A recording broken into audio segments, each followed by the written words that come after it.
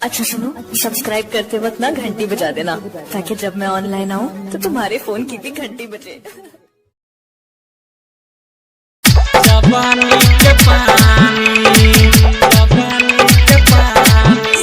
DJ Sumit Satish रैमा, Shivani recording studio, गौरगम्मा चौक।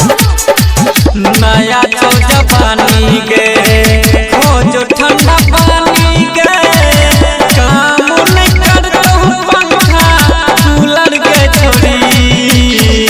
नया तो जवानी के हो जो ठंडा पानी के काम नहीं करता हूँ पंखा एसी के छोड़ी।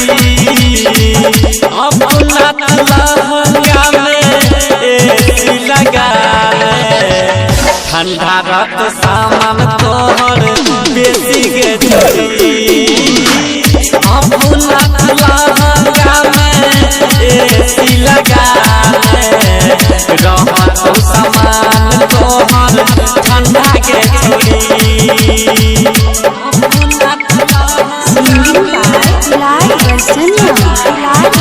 DJ Sumit Satish रैमा, Shivani recording studio, शानदार प्रस्तुति। जवानी के पानी झाड़ी दे कपूरा लगतौ जखन तोरा मुरा गे।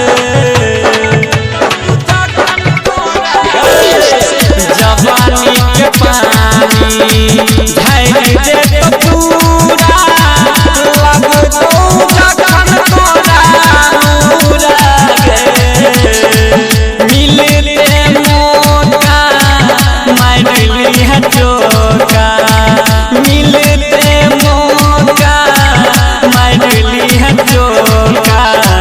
कमर में दर्द है तो बेसी के छोड़ी। अपना लहंगा में एसी लगा रहत सामान तोहर ठंडा के छोड़ी। कमर में दर्द है तो बेसी के छोड़ी। कमर में दर्द है तो बेसी के छोड़ी।